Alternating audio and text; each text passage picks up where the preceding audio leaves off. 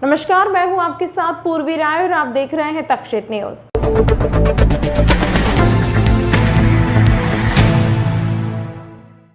महाकाल लोक की प्रतिमाएं गिरने का मामला एक बार फिर गर्मा गया है। अब इस मामले को लेकर विधानसभा के नेता प्रतिपक्ष गोविंद सिंह महाकाल लोक पहुंचे और यहां लगी प्रतिमाओं को देखा।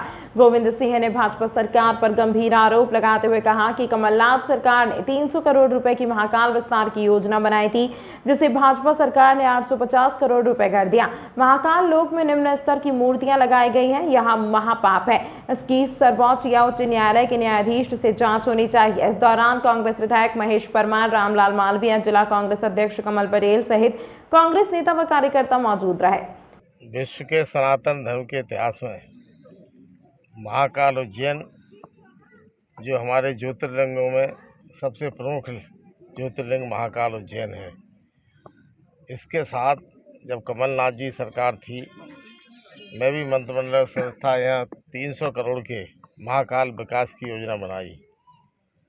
परंतु भारतीय जनता पार्टी की सरकार आते ही जिस प्रकार तोड़ फोड़ करके बेईमानी करके उन्होंने सरकार बनाई थी, उसी प्रकार उन्होंने 300 का महाकाल विकास का 850 करोड़ कर दिया और भगवान के साथ ही धोखा किया।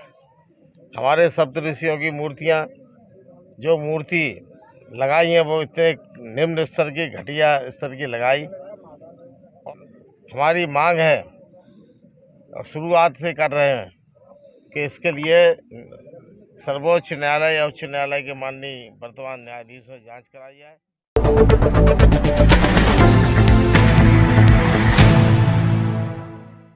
शासन एवं प्रशासन द्वारा लाखों रुपए खर्च कर शिप्रा को शुद्ध करने के लिए कई तरह की योजनाएं बनाई गई हैं। शहर में भी स्मार्ट सिटी के माध्यम से अंडरग्राउंड सीवरेज सहित खान डायवर्जन व अन्य कई योजनाओं को लागू किया गया है, जिससे कि शिप्रा में गंदे नाले नहीं मिले। लेकिन शिप्रा में गंदे नालों के पानी का मिलने का क्रम लगातार जारी है। शनिवार को एक बार फिर शिप्रा में नाले का गंदा पानी मिला।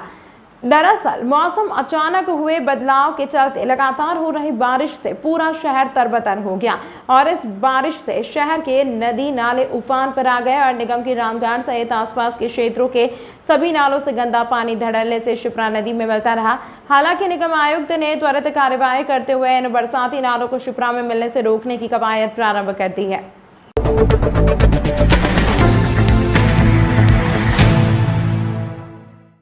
जिबाजीगंज थाना क्षेत्र के अंडा गली में एसबीआई बैंक के कियोस्क सेंटर पर ठगी का मामला सामने आया है, जिसके बाद पुलिस ने फरियादी की शिकायत पर 3 आरोपियों के विरुद्ध मुकदमा दर्ज कर लिया है। साथ ही 2 आरोपियों को पुलिस ने गिरफ्तार भी कर लिया है। हालांकि मुख्य आरोपी अभी पुलिस की गिरफ्त से दूर है।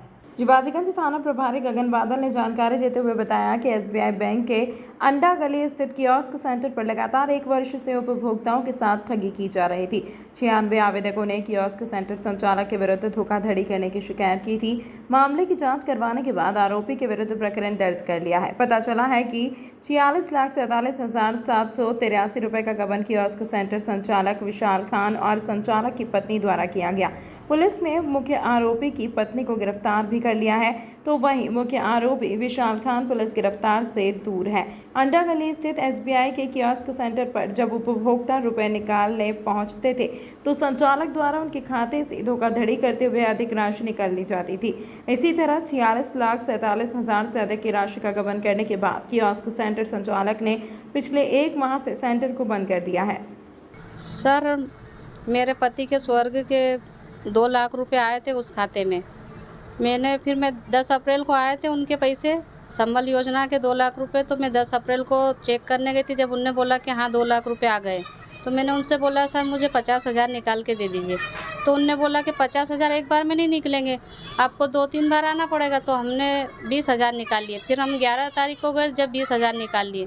फिर हम 15 तारीख को गए जब उन्होंने 10,000 निकाल के दिए। और फिर हमने बोला कि सर इतने पैसों का मैसेज क्यों नहीं आता है? तो उन्होंने बोला कि मैसेज आ जाएगा, आप आधार कार्ड और ये पेन आपके खाते नंबर की फ़ोटोकॉपी दे दो, हम मैसेज आना जैसा भी कर देंगे। फिर उन्होंने हमारे से साइन करवा लिए और डबल अंगूठा लगवा लिया और बोला कि अंगूठा नहीं आया तो एक बार और लगाओ। अब ऐसे हमने 2 बार लगा लिया तो क्या हमारे सारे पैसे निकाल लिए उन्होंने। अब ये तो बहुत धोखाधड़ी हुई है। इतने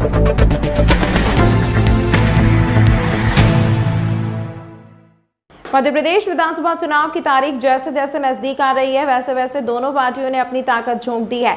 एक तरफ जहां भारतीय जनता पार्टी अपने विकास कार्यों को गिना रही है तो वहीं कांग्रेस ने भारतीय जनता पार्टी और शिवराज सरकार के खिलाफ मोर्चा खोल धरना प्रदर्शन कर रही है। इसी के अंतर्गत शनिवार को मध्य प्रदेश विधानसभा में नेता प्रतिपक्ष गोविंद सिंह ने उज्जैन में शहीद पार्क पर आम सभा को संबोधित किया और कहा कि जिस तरीके से मध्य प्रदेश सरकार घोटालों में लिप्त है, अब वह समय दूर नहीं है कि सत्ता परिवर्तन होने जा रहा है और इसी छटपटाहट से शिवराज सिंह चौहान कई घोषणाएं कर आम जनता को लोक लुभावन वादे दे रहे हैं, लेकिन जनता समझ चुकी है। विधायक रामलाल मालवीय ने कहा कि गोविंद सिंह जब विधानसभा में बोलते हैं तो शिवराज सिंह चौहान भी निरुत्तर हो जाते हैं। विधानसभा में डॉक्टर गोविंद सिंह साहब अपनी बात भ्रष्टाचार उजागर करने के लिए करते हैं, विधानसभा स्थगित कर देंगे। अपनी बात उन मां बहनों के सम्मान के लिए बोलते हैं डॉक्टर साहब, विधानसभा की कार्रवाई स्थगित करा देते हैं। लेकिन मध्य प्रदेश की जनता के बीच में डॉक्टर साहब ने बात की माननीय कमलनाथ जी साहब से कि पूरे मध्य प्रदेश में आज के दिन भगवान महाकाल के नाम होना चाहिए। ये 24 जून जो है मध्य प्रदेश विधानसभा का डॉक्टर गोविंद सिंह जी साहब के नाम और माननीय कमलनाथ जी के नाम होगा।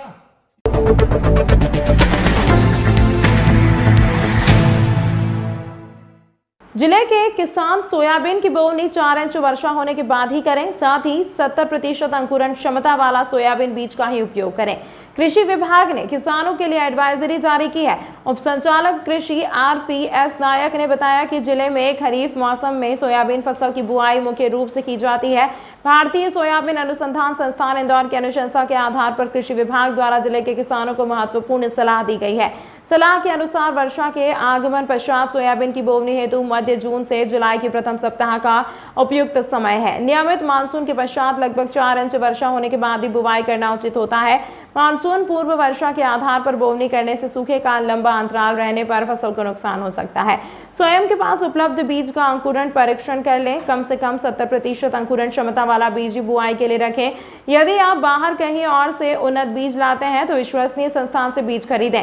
साथ ही पक्का बिल अवश्य लें एवं स्वयं भी घर पर अंकुरण परीक्षण करें।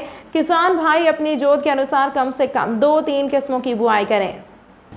जिले के किसान भाइयों को नमस्कार। खरीफ का सीज़न शुरू हो गया है। इस खरीफ के सीज़न में मैं खरीफ फसलों के बारे में किसान भाइयों को अवगत कराना चाहता हूं कि किसान भाई बुआई के लिए जल्दी ना करें। जब तक 4 इंच वर्षा ना हो तब तक बुआई ना करें। और बुआई के लिए आप बीज तैयार रखें। अपना बीज उपचार करके ही किसान भाई अपनी फसलों के बीजों को बोएं। यही मैं किसान भाइयों से आग्रह करता हूं कि अभी जल्दी ना करें। बुआई का उचित समय जब 4 से 5 इंच पानी गिर जाता है तब बुआई का उचित समय रहता है और बुआई के लिए बीज अच्छा होता है। तो किसान भाई ये है ध्यान रखें, अभी शीघ्रता ना करें। वर्षा अभी 4 से 5 इंच नहीं हुई है। तमाम महत्वपूर्ण खबरों के लिए देखते रहिए तक्षशित न्यूज।